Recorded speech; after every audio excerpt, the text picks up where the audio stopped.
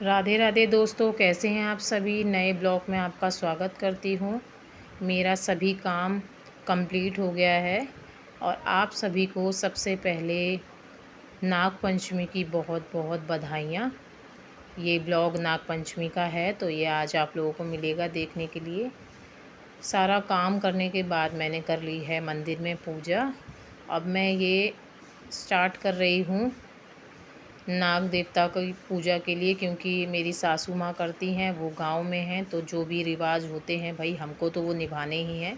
क्योंकि आगे भाई बड़े बूढ़े हैं, उसके बाद तो हमें ही करना है, हमें सीखना भी चाहिए। और हमेशा सासू माँ मेरे हाथ से ही करवाती हैं, तो मैंने सोचा चलो भाई जब हमेशा करते हैं तो अब अभी वो नहीं हैं तो हमें करना ही है।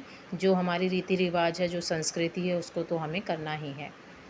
तो यहाँ पर मैंने कर दी है पहले पूजा अपने मंदिर की। अब मैं जा रही हूँ, जो हमारे जैसे होता है, हमारे ऐसा होता है कि हमारे दरवाजे पे काढ़े जाते हैं, मतलब चित्र बनाया जाता है नाग देवता का दरवाजे पर। यहाँ ये मेरा हॉल है, यहाँ पर बेटी कैमरा पकड़े हुए, क्योंकि मेरा अब मैं एक हाथ से कैमरा नहीं पकड़ पाती, क्योंकि मुझे करनी थी पूजा। तो वो कहने लगी चलो मम्मी मैं कर देती हूँ, बेटी थी घर में, उसकी थोड़ा तबीयत ठीक नहीं थी तो वो स्कूल नहीं गई थी। अब यहाँ पर मैं जा रही हूँ अपने दरवाजे पर नाग देवता बनाने के लिए, क्योंकि ये हमारे ना कोयले से बनते हैं, तो कोयला बहुत कम ही मिलता है। तो बड़ी मुश्किल से जैसे तैसे ढूंढ ढांड के मुझे मिला, मैं पड़ोस से मांगा मैंने, तब जाके मुझे मिला। तो अब ये मैं हमारे दरवाजे पे नाग करते हैं, बनाए जाते हैं, ड्रॉ किए जाते हैं। अब मुझे जैसे आता है वैसा मैं कर रही हूँ, क्योंकि इतना मैं प्रोफेशनल आर्टिस्ट नहीं हूँ। हर बार मैं तो जैसे आता है वैसे कर देती हूँ। तो यहाँ मैंने नाग के जोड़े काट दिए थे और जैसे तैसे बन रहा था, क्योंकि वो बहुत छोटा टुकड़ा था तो बहुत मुश्किल हो रही थी। पर मैंने जो रस्म थी वो रस्म तो कम से कम मैंने कर ही दी। तो मेन होता है भाई उस रस्म को करना, जो हमारे रीति रिवाज हैं, हमारे सदियों से चले आ रहे हैं हमारे परिवार में। तो वो सब तो हम बहू बेटियों का फ़र्ज़ होता है कि भाई सास नहीं है तो हमें करना करना है। तो ये कुछ बहुत सी रीति रिवाजें मेरी सास मुझसे ही करवाती हैं, मैं ही करती हूँ। तो मैं यहाँ पर कर रही हूँ। अब मैं धूप बत्ती दिखाऊँगी और उसके बाद जो हमारा कच्चा दूध होता है वो चढ़ता है। वैसे तो सासू माँ होती हैं तो वो हमारे पास में ही नाग बस्ती है, वहाँ पर दूध वगैरह दे के आती हैं, दान करके आती हैं नाग देवता को। तो वो पॉसिबल नहीं था मेरे को, क्योंकि मुझे डर लगता है उधर जाने में तो मैंने घर पे ही पूजा कर दी थी। तो हस्बैंड जी से बोल दिया था कि भई आप रास्ते में दूध, मंदिर में दूध दान कर देना, कोई बात नहीं। पंडित जी को दान कर दिया, नाग देवता को चढ़ गया, बात एक ही है। यहाँ घर की पूजा मैंने कर दी थी। ये मैं दूध चढ़ा रही हूँ।